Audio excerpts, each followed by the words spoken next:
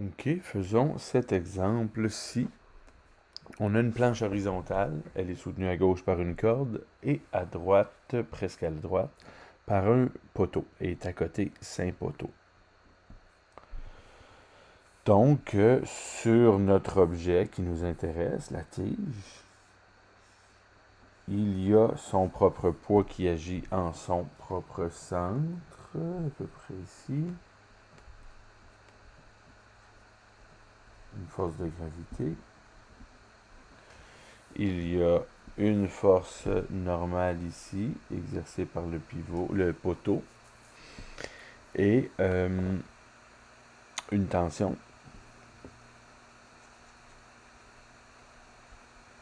exercée par la corde.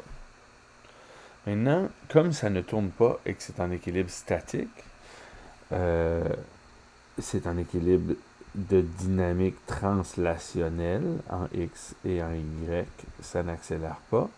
Et c'est en équilibre de dynamique rotationnelle aussi. La sommation des moments de force est nulle. Maintenant, la sommation des moments de force est nulle. Autour de n'importe quel pivot, on pourrait choisir le pivot ici. Et là, le moment de force causé par la gravité serait nul. Mais on aurait deux inconnus dans notre équation de moment de force. On peut choisir de mettre le pivot ici, là où agit la tension, et calculer les moments de force par rapport à ce pivot-ci. Et là, celui de la tension serait nul. Il ne resterait qu'un inconnu, la normale. On pourrait mettre le pivot ici et calculer les moments de force exercés par chacune des forces autour de ce pivot-ci. Celui de la normale serait nul. Et on pourrait calculer la tension.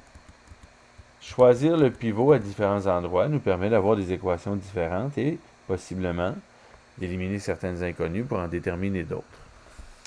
Commençons donc tout d'abord avec un pivot à la gauche, ici, comme ça. On va présumer là, anti-horaire comme sens positif. Et avec ce pivot-là, le moment de force de la tension, le moment de force de la force de gravité, le moment de force de la normale, on va les déterminer chacun. Le signe, leur R, le sinus d'un angle entre T et R. Le signe, une force, un R, le sinus d'un angle entre la force et le R, un signe, une force, un R, le sinus entre la force et le R. D'accord? Les équations de moment de force. On peut commencer par les signes, tiens. Commençons par les R. La tension a un R nul. La tension agit exactement là où est-ce qu'on a placé le pivot. Son angle serait difficile à déterminer. Donc, j'ai laissé faire d'en parler. Le vecteur R est nul. À quel angle est-il? Ouf. Un vecteur 0, c'est à quel angle, ça? Ouf. OK. Le R pour la force de gravité, c'est la moitié de la longueur. La planche a 2 mètres. Donc, ici, on va avoir mg, la force. Le R qui vaut 1 mètre. Et le sinus de 90. Pour trouver l'angle entre les deux, la bonne façon, c'est de se faire un petit brouillon, le R et la force de gravité.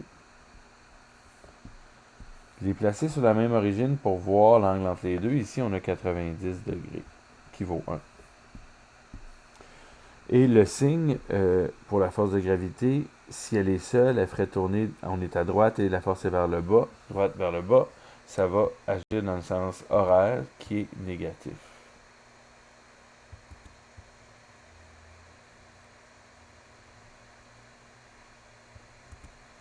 OK. Donc, négatif. Pour la normale, elle agit à 50 cm de l'extrémité droite. Donc, le R vaut 1,5 à partir du pivot pour la normale. Le N est à droite et force vers le haut, donc ce serait dans le sens anti-horaire qui est positif.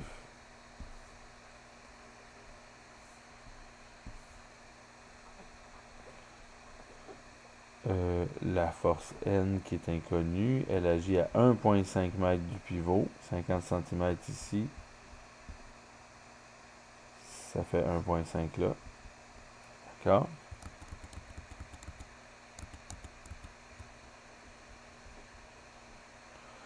Et sinus de 90 aussi.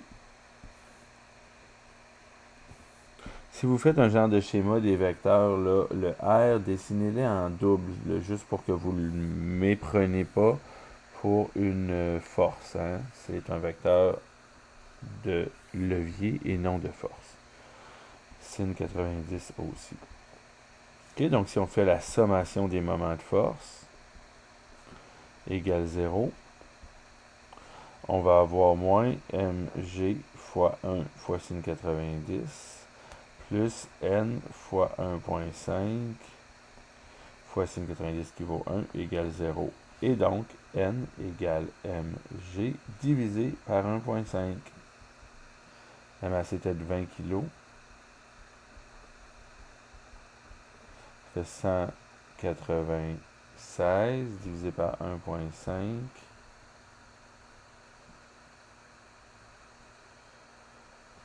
D'accord, on calcule ça et voilà. On obtient là après à peu près 131 newtons pour la normale. Puis ensuite, on pourrait tout refaire en changeant le point de pivot puis en le plaçant là où se trouve N. Le moment de N serait nul et le moment de la tension nous permettrait d'isoler la tension dans l'équation de la sommation des moments de force. Comme on vient de faire, mais avec un autre pivot. Ceci dit, une fois qu'on a notre premier inconnu, souvent la somme des forces nous permet rapidement d'avoir l'autre. T plus N moins mg égale 0. Donc T égale à mg moins n. D'accord? Donc mg, 20 fois 9,8, 196, moins n qui valait 131. Donc on a une tension d'environ 65. Je suis en haut à droite de la diapo, là. D'accord? Donc j'ai fait ça en haut à droite. Ça donne 65, là, effectivement. Donc, souvent, dès qu'on a le premier inconnu, qui est le plus long à trouver, ici la normale, trouver l'autre est assez rapide avec la somme des forces en X ou en Y. D'accord? Voici pour cet exemple-là. S'en suivra un autre, dans une autre capsule.